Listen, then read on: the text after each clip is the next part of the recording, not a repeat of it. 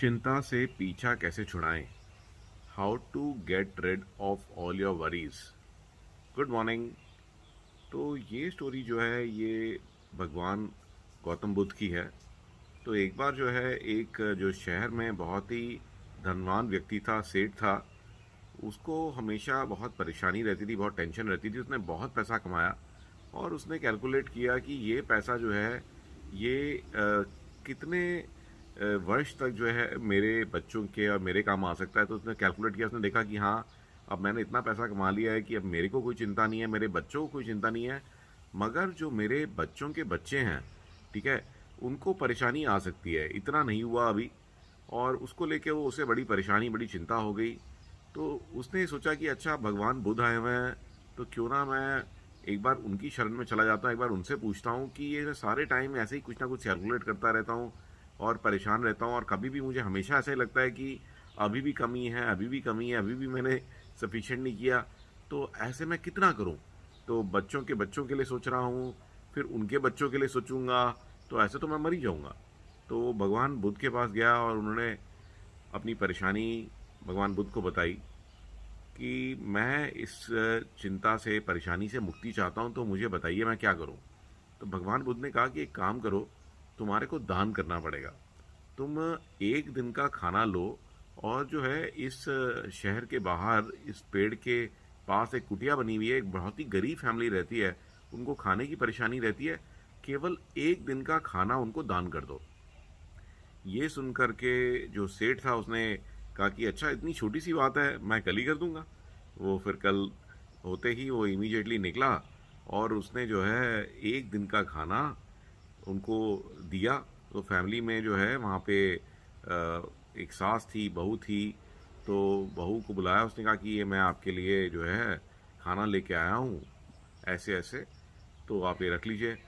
तो बहू ने कहा कि नहीं नहीं, हमें खाना आपका नहीं चाहिए, क्योंकि आज का खाने का काम हमारा हो गया है, तो हमें कोई इसकी ज़रूरत नहीं है। थैंक यू सो मच जी, आपने हमारे बारे में सोचा।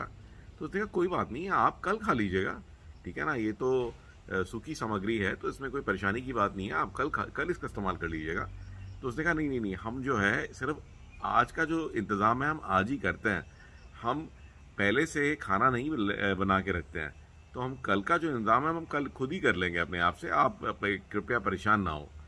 ये सुन करके उसको बहुत आश्चर्य हुआ, क्योंकि एक तरफ वो क्या सोच कर सोच रहा था कि भाई मैं तो अपनी पीढ़ी दर पीढ़ी आने वाले बच्चे और बच्चों के लिए सोच रहा हूँ, और ये एक ऐसी फैमिली है जो कि सिर्फ आज का खाना आज ही तैयार करती है, इवन कल के लिए खाना लेने को तैयार नहीं है।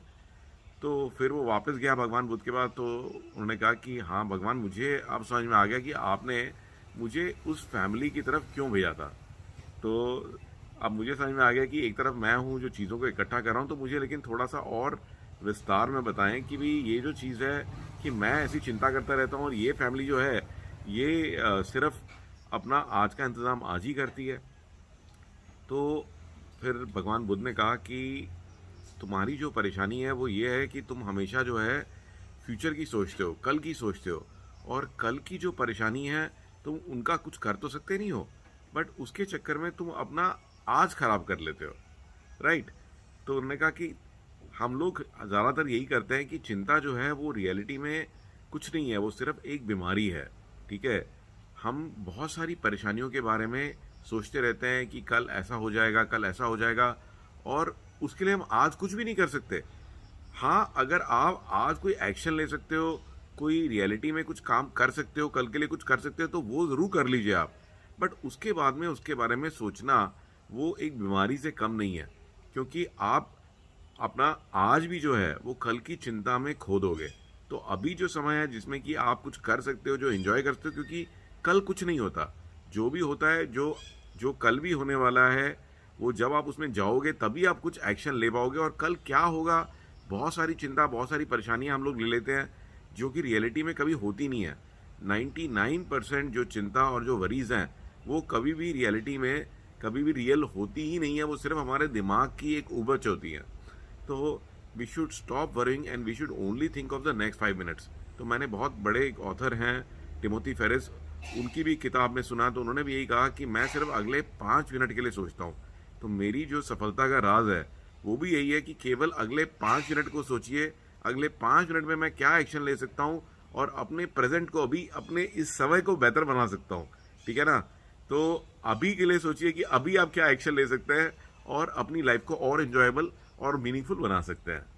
सो आई होप कि आप इस ऐसा ही करेंगे and I look forward to seeing you tomorrow with another amazing story.